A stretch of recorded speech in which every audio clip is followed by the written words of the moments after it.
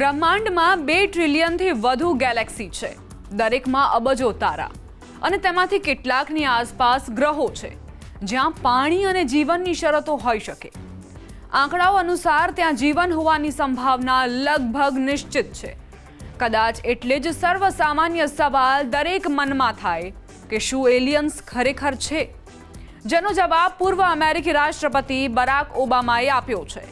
તેમણે કહ્યું કે દે આર રિયલ, મતલબ કે તેઓ ખરેખર છે. અમેરિકાના પૂર્વ રાષ્ટ્રપતિ બરાક ઓબામાએ ફરી એક વખત એલિયન્સ વિશે પોતાનો મત વ્યક્ત કર્યો છે. તેમણે કહ્યું કે બ્રહ્માંડમાં પૃથ્વીની બહાર જીવનની સંભાવનાને નકારી શકાય નહીં.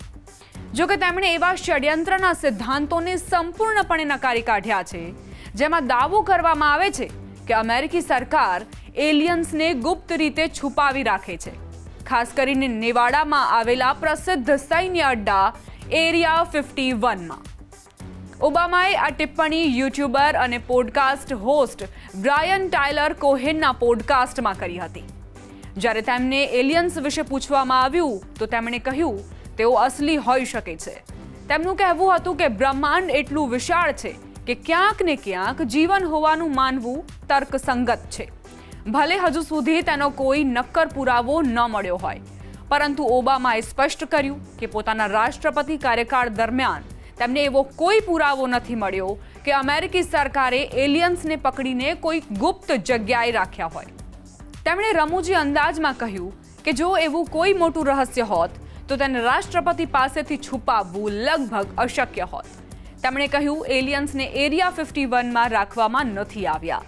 ત્યાં કોઈ ભૂગર્ભ ગુપ્ત સુવિધા નથી, સિવાય કે કોઈ ખૂબ મોટું ષડયંત્ર હોય અને તેને રાષ્ટ્રપતિ પાસેથી પણ છુપાવી દેવામાં આવ્યું હોય. છેલ્લા કેટલાક વર્ષોમાં અમેરિકામાં અજ્ઞાત ઉડ્ડયન વસ્તુઓ એટલે યુએફઓસ પ્રત્યે લોકોની રુચિ ઘણી વધી છે. અમેરિકી સરકાર હવે તેને અનઆઇડેન્ટિફાઈડ એનોમલસ ફિનોમેના કહે છે. સરકાર દ્વારા કેટલાક અધિકૃત દસ્તાવેજો અને વિડીયો પણ જાહેર કરાયા બાદ આ વિષય પર ચર્ચા વધુ તેજ થઈ છે. આ વિડીયોમાં આકાશમાં એવી વસ્તુ ઉડતી દેખાય છે જેની સ્પષ્ટ ઓળખ થઈ શકી નથી. મીડિયા રિપોર્ટ્સ અનુસાર અમેરિકી વાયુસેનાના રીપર ડ્રોન દ્વારા એક દાયકા પહેલા રેકોર્ડ કરાયેલા રડાર ફૂટેજમાં મધ્ય પૂર્વમાં કેટલીક અસામાન્ય વસ્તુઓ જોવા મળી હતી. આ વસ્તુઓની ઉડાનની રીત સામાન્ય વિમાનો કે જાણીતી ટેકનોલોજીથી અલગ હોવાનું કહેવાય છે. જોકે હજુ સુધી તેમના સ્ત્રોત કે હેતુ વિશે કોઈ નક્કર નિષ્કર્ષ નથી આવ્યો. ઓબામા આ વિષય પર પહેલા પણ અનેક વખત નિવેદન આપી ચૂક્યા છે. 2021માં TV show the late late શોમાં હોસ્ટ જેમ્સ કોર્ડન સાથે વાત કરતા તેમણે મજાકમાં કહ્યું હતું કે એલિયન્સ વિશે તેઓ બધું જાહેરમાં નથી કહી શકતા. પછીથી તેમણે ગંભીરતાથી સ્વીકાર્યું કે એવી અનેક ઘટનાઓના વિડીયો અને રેકોર્ડ છે જેની સંપૂર્ણ વ્યાખ્યા હજુ થઈ શકી નથી.